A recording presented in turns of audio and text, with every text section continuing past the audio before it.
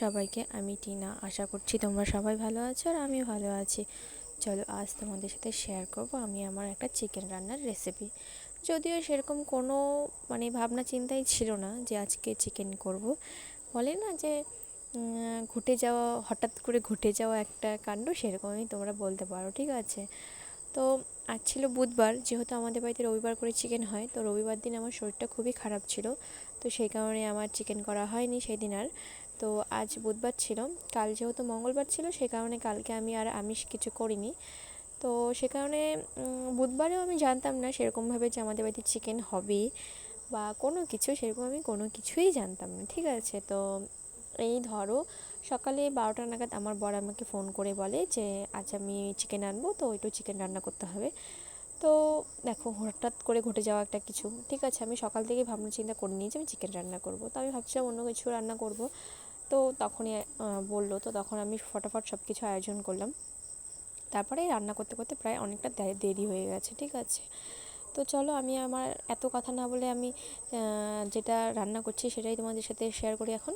তো প্রথমেই আমি কড়াই তেলে গরম করে আমি এখানে নুন এবং একটু লবণ দিয়ে আলুটাকে আগে ভেজে নিয়েছি, ঠিক আছে, লাল লাল করে। তারপরে আলুটাকে আমি উঠিয়ে রেখে যখন দেখলাম যে আমার লাল লাল করে আলুটা ভাজা হয়ে গেছে, তো সেটাকে আমি উঠিয়ে রেখেছি। এরপরে আমি ওই তেলেই একটুখানি আমার কাছে কিছু জিনিস ছিল না প্রয়োজনীয়, তো সেটা তোমরা চাইলেও অ্যাড করতে পারো, তোমরা যেরকম আর কি অ্যাড করতে আর ইচ্ছা সেরকম।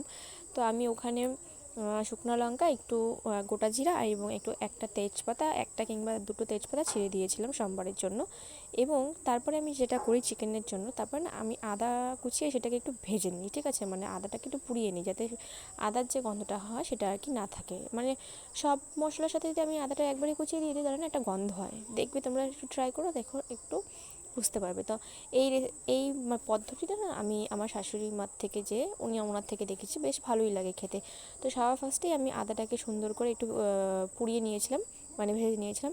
তারপর সেখানে এক একটা করে উপকরণ দিয়েছিলাম, পেঁয়াজ কুচি, রসুন কুচি, টমেটো কুচি, লঙ্কা, সব কিছুই আমি দিয়ে দিয়েছিলাম। তারপরে মশলাটা যখন একটু ভাজা ভাজা হয়ে যাবে, পেঁয়াজ টিয়াজগুলো যখন একটু ভাজা ভাজা হয়ে যাবে লাল লাল, তখন আমি ওখানে পরিমাণ মতন ঝাল, যে যেরকম পরিমাণ মতন ঝাল খাও সেটা অ্যাড করবে।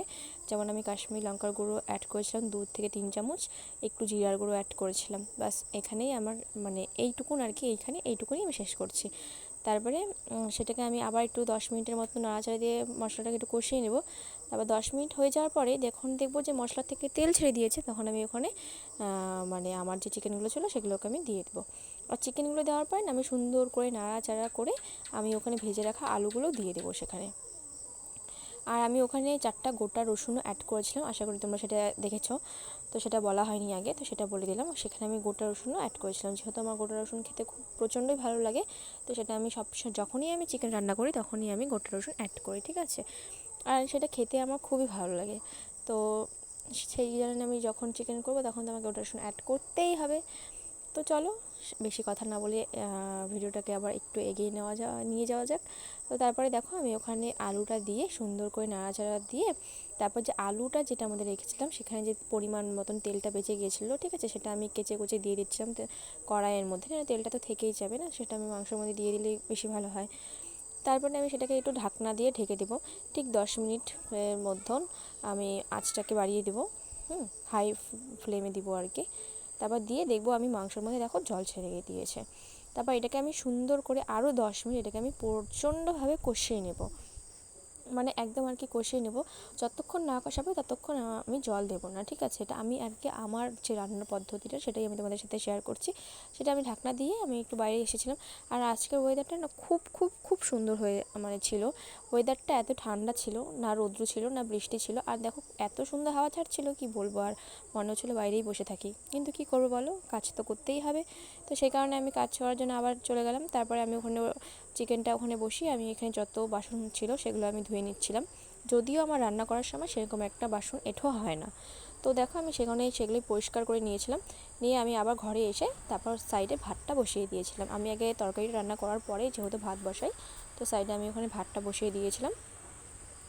এবং দেখো এইখানে ভাত বসিয়ে দিতে দিতে আমার এখানে চিকেনটা দেখো প্রায় জলটা দেখো একদম শুকিয়ে গেছে। এবার এখানে আমি আমার বরের জন্য 4 পিস চিকেন কষা উঠিয়ে রাখবো, কারণ যেহেতু সেটা খেতে আমার বর খুবই ভালোবাসে, তো সে কারণে আমি সেটা উঠিয়ে রাখবো, ঠিক আছে। তারপরে সেখানে আমি পরিমাণ মতন জল অ্যাড করব। এবার দেখো তোমরা যেরকম ঝোল খাবে সেরকম পরিমাণে জল দেবে, আর আমি যেহেতু সেরকম ঝোলও খাই না আবার সেরকম কষানোও খাই না, তাই আমি সেরকম পরিমাণেই জল দিয়েছিলাম। তারপরে দেখো আমি এখানে প্রায় হয়ে গেছে বলতে হয়েই গেছে চিকেনটা। তারপরে আর কি, দেখা হচ্ছে নেক্সট কোনো ভিডিওতে। টাটা, আশা করছি তোমরা সবাই ভালো থাকবে আর আমিও অনেক অনেক ভালো থাকবো।